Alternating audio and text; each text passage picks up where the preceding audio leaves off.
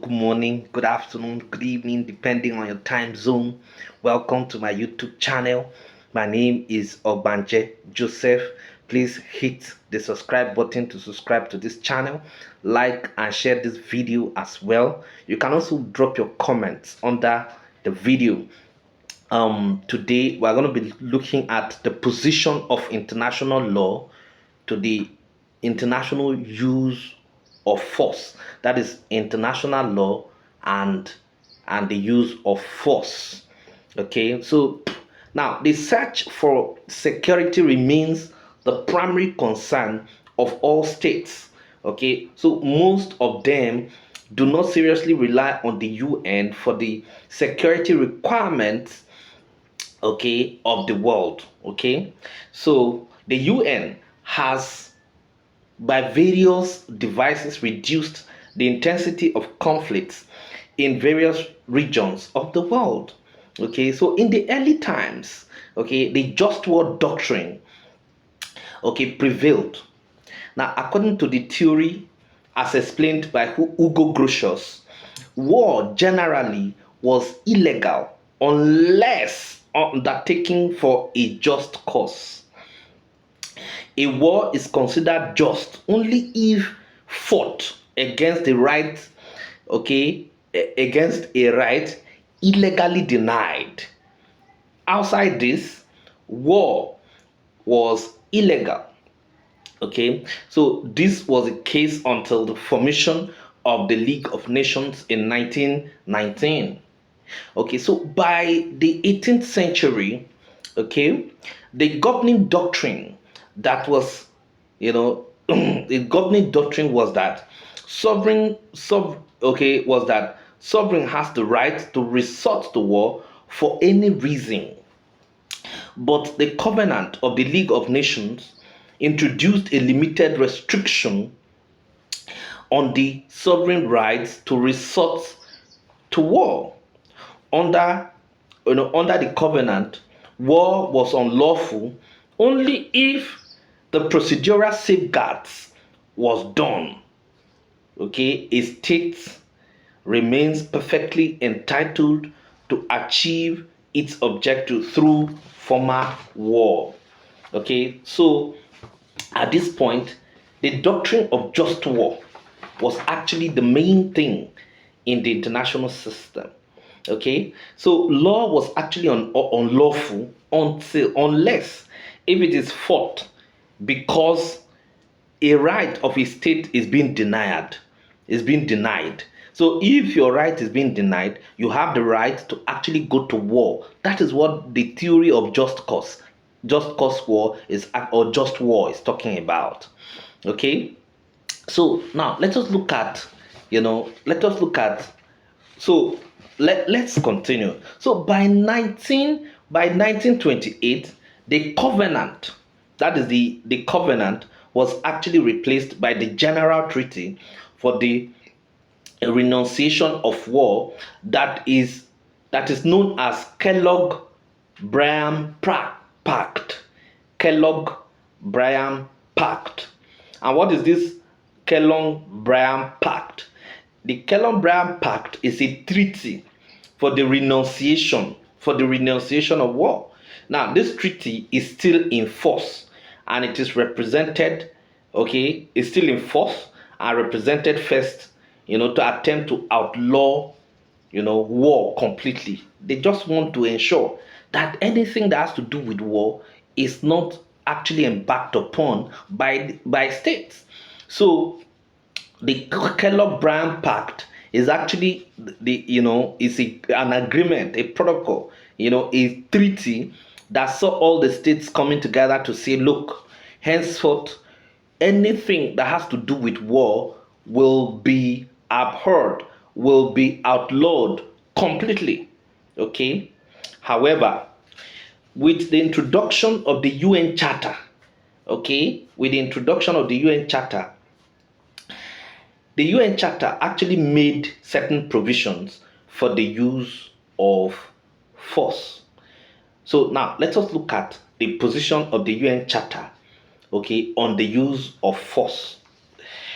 Now, according to the UN Charter, Okay, according to the UN Charter in Article 1, okay, Article 1 maintains that international peace and security are to that end to take effective collective measures for the prevention and removal of threats to play, to the peace, and for the suppression of acts of aggression or other breaches of the peace, and to bring about by peaceful means and in conformity with the principles of justice and international law, adjustment or settlement of international disputes or situations which might lead to the breach of the peace. So, according to the Article 1, subsection 1 of the UN Charter, the only ground upon which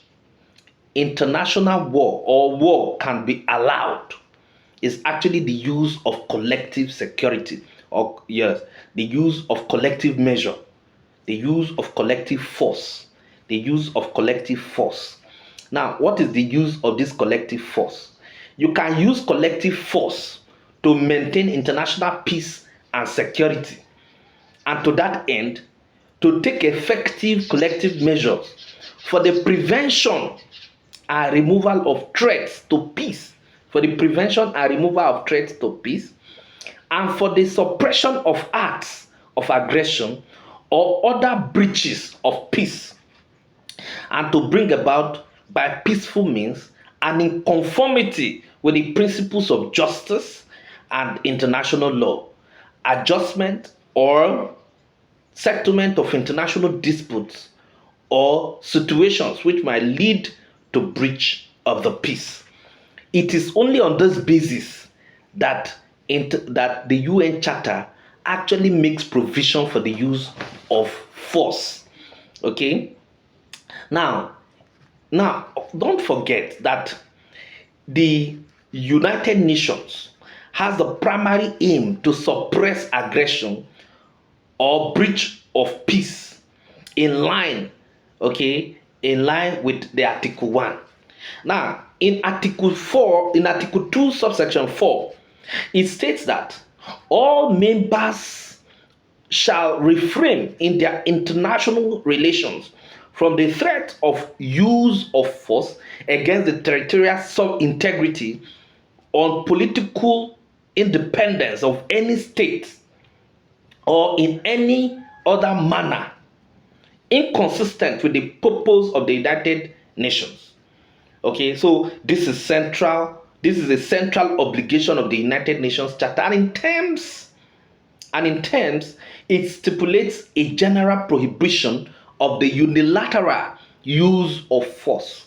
So, at this point, let me stress that the United Nations Charter actually frowns, okay, it frowns against the unilateral use of force. In which case, Nigeria cannot get up today and say it wants to go and fight Mali, or it wants to fight Niger Republic, or it wants to fight Ghana, or it wants to fight Liberia.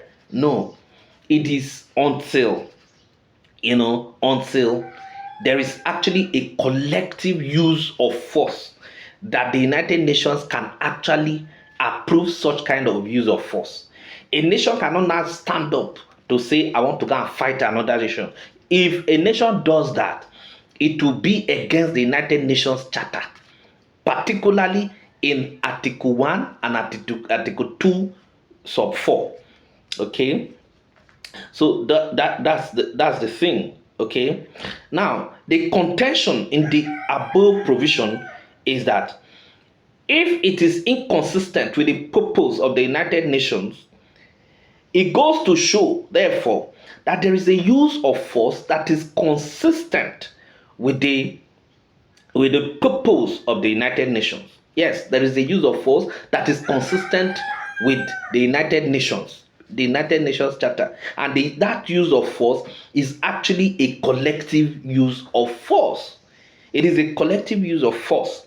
And let us give an example. An example is actually the use of force designed to rescue nationals by means of a swift surgical strike as with Israel at Entebbe Airport in 1976, it is not, that is not actually an unlawful strike. Now, if a nation, in as much as I say that a nation does not have the right to go and strike other nation, but there are certain conditions that actually, that can be considered exceptional.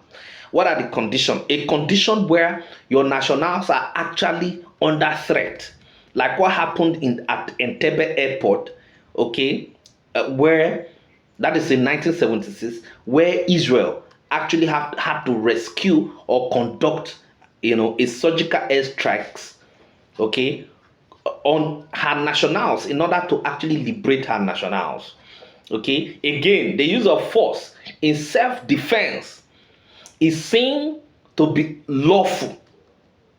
The use of force in self-defense is seen to be lawful under customary law if it is made in response to an immediate and pressing threat which could not be avoided by alternative measures, and if the force used to remove that threat is proportional to the danger posed. Is proportional to the danger posed. Okay, so those are the things. Now you cannot say because a country, okay, or a somebody was killed, okay, somebody was killed, and so you now bring out all your armory, all your military, and then go to that village and then level all the people that, that are in that community just because one person was killed. Okay, that is not what, that's not what the UN Charter is actually talking about.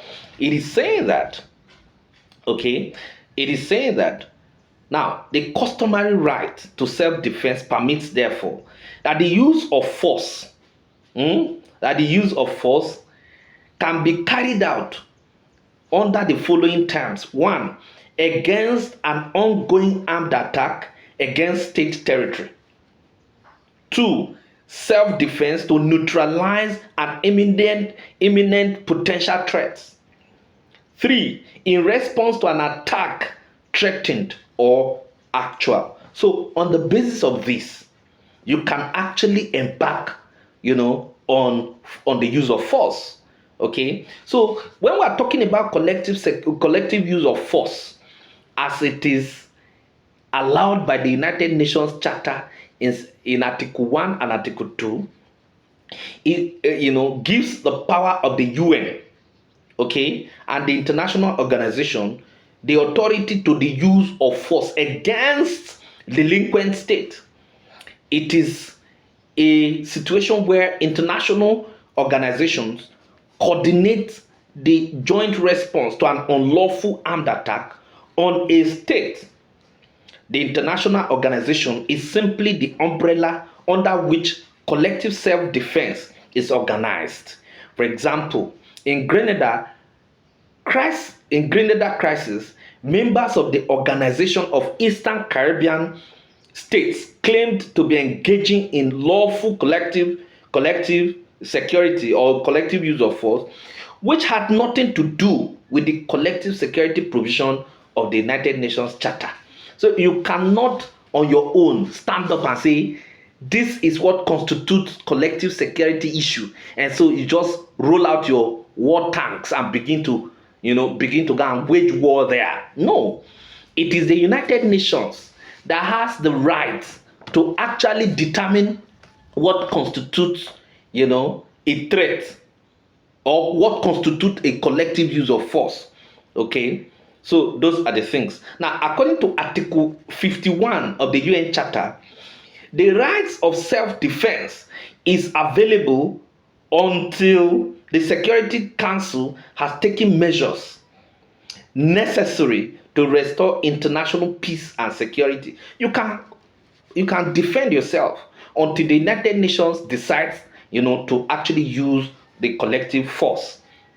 The United Nations Security Council was given powers in Chapter 4 of the UN Charter to act on behalf of all states, even if this meant using force itself to maintain international peace and security. In Article 39, for example, it is the Security Council that can determine what constitutes threats to the peace, breach of the peace, and act of aggression. So it is the United Nations that can define, that can actually determine, okay, what constitutes threat to the peace, breach of the peace, and or act of aggression. For instance, Korea was the first test of the collective use of force as envisaged by the United Nations. There, an act of aggression was met with armed forces under the aegis of the international authority. The defense of the South Korea at this point was undertaken by armed forces drawn from 16 nations after North attacked South, and China later joined hands with North to attack the South. So you find out that the United Nations actually was the one that determined, that there should be need for the use of collective force in the Korean Peninsula. Now, at this point, it was the UN that decided, under the aegis of international authority, to bring about 15 nations together, and then, and then they went outside after the North. Okay, they went after North Korea, after it attacked, South Korea in conjunction with China. Okay, so again, another example is that on November 29, 1990, the United Nations Security Council passed the resolution authorizing all necessary means, including force, to drive the invading Iraqi troops out of Kuwait after Iraq army annexed Kuwait. Okay. Now, when Iraq refused to comply with the deadline set by the United Nations to leave Kuwait, the US launched air attack against Iraq and started a war that had a US-led coalition of forces from 30 countries. And on February 27, 1991, Kuwait was liberated. So what I'm trying to say here is that when we talk about the collective use of force, it is the United Nations that can actually determine what it is that can be called the collective use of force and when to apply it. A nation cannot stand up on her own, to begin to strike other nations, except where it is doing that because of certain reasons that I talked about. And what are those reasons that I talked about? Against an ongoing armed attack against the state's territory. Okay, that is number one. Number two, self-defense to neutralize an imminent potential threat. Then number three, in response to attack threatened or actual. But whatever that represents, it must not be overwhelmingly done. Okay, thank you very much.